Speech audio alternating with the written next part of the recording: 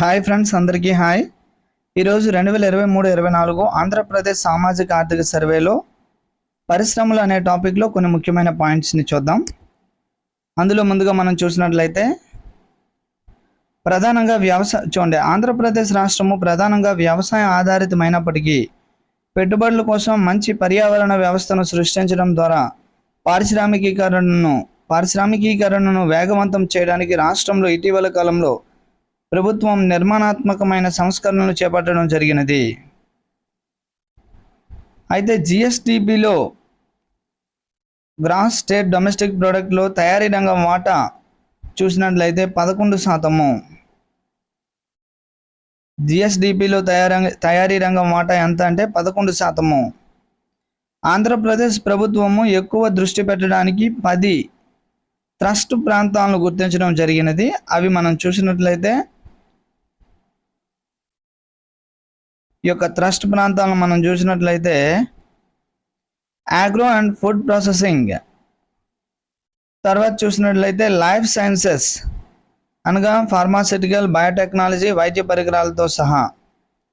Next తర్వాత చూసినట్లయితే వస్త్ర మరియు దుస్తులుగా చెప్పవచ్చు. తర్వాత ఎలక్ట్రానిక్స్ అండ్ ఇన్ఫర్మేషన్ టెక్నాలజీ. తర్వాత 5వ చూసినట్లయితే ఏరోస్పేస్ అండ్ డిఫెన్స్ తయారీ. 6వ చూసినట్లయితే ఆటోమొబైల్స్ అండ్ ఆటో భాగాలు, విడి భాగాలు. నెక్స్ట్ తర్వాత రంగం చూసినట్లయితే పెట్రోలియం అండ్ కెమికల్స్, ఎరువులతో సహా మరియు పెట్రోకెమికల్స్గా కూడా చెప్పవచ్చు.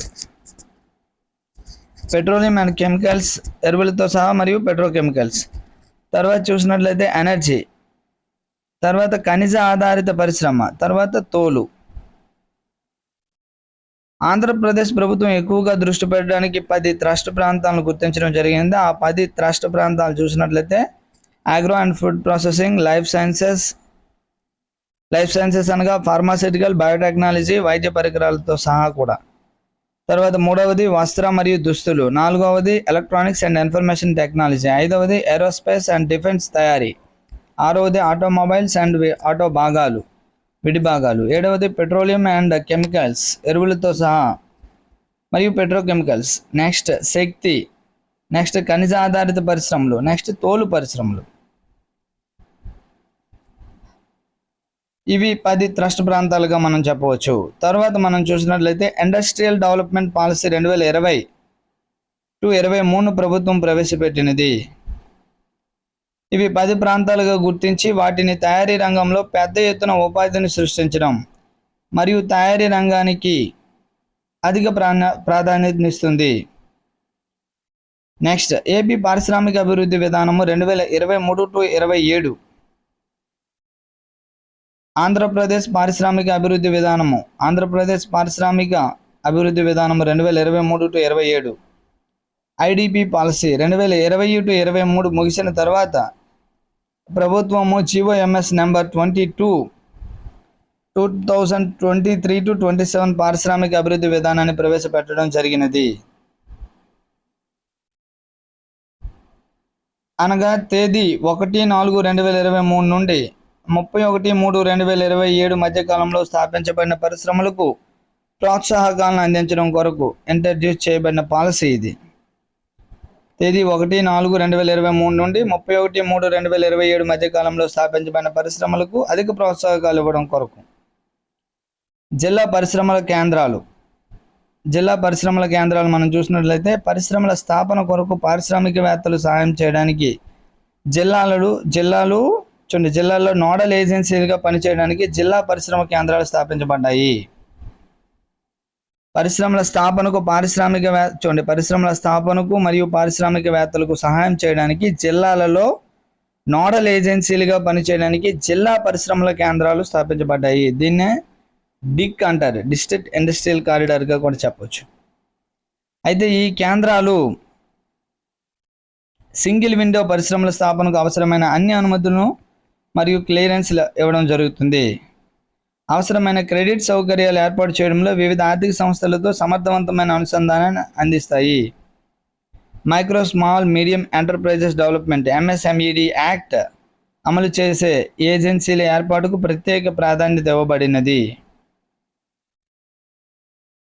ప్రజెంట్ చూస్తున్నట్లయితే స్వర్ణాంధ్ర 2047, స్వర్ణాంధ్ర 2047 స్వర్ణాంధ్ర 2047 మనం చూసినట్లయితే దృష్టి సారించే అంశాలు.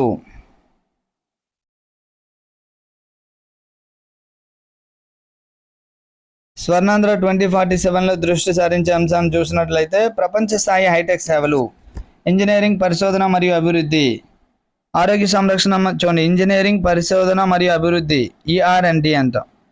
నెక్స్ట్ ఆరోగ్య సంరక్షణ మరియు విద్య వంటి రంగాలపై దృష్టి సారిస్తుంది. ప్రపంచ స్థాయి హైటెక్ సేవలు, ఇంజనీరింగ్ మరియు పరిశోధన అభివృద్ధి, ఆరోగ్య సంరక్షణ మరియు విద్య వంటి రంగాలపై దృష్టి సారిస్తుంది. తర్వాత చూసినట్లయితే బహుముఖ పర్యాటక కేంద్రం, మొత్తం అంతర్జాతీయ రాకపోకలు సుమారుగా 0.5% మందిని ఆకర్షించడం.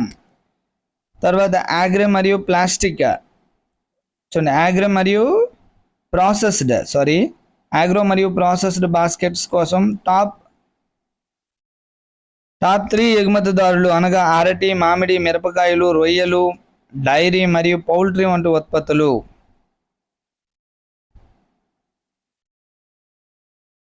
ముఖ్యంగా ఫోకస్ చేసే అంశాలు చూసినట్లయితే పోర్ట్ లీడ్ గ్రోత్తో తూర్పు దేశాలకు మరియు లాజిస్టిక్ హబ్స్ను ఏర్పాటు చేయడం ద్వారా 2 ట్రిలియన్ల ఆర్థిక వ్యవస్థ లక్ష్యంతో విస్తృతమైన ఆర్థిక శ్రేయస్సును అభివృద్ధి చేయడం, ప్రపంచ ఎగుమతిదారులకు అగ్రగామిగా నిలిచే ఆకర్షణీయమైన క్యాలెండర్తో ప్రధాన పర్యాటక గమ్యస్థానంగా మారడం.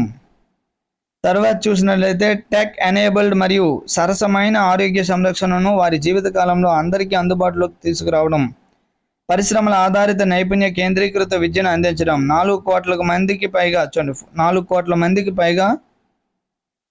100% ఉపాధిని కల్పించడం, సురక్షితంగా ప్రచారం చేయడం ద్వారా అందరికీ ఉన్నతమైన జీవన విధానాన్ని అందించడం, 2.5 కోట్ల మందికి 2.5+ కోట్ల మందికి మహిళలు మరియు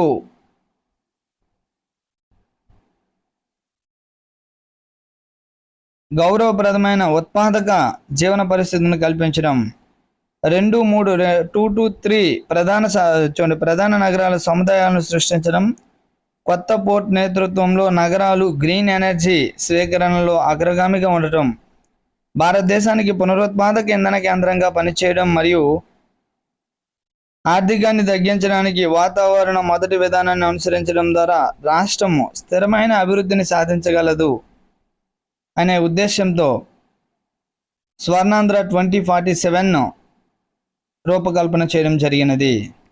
thank you friends, thank you to all.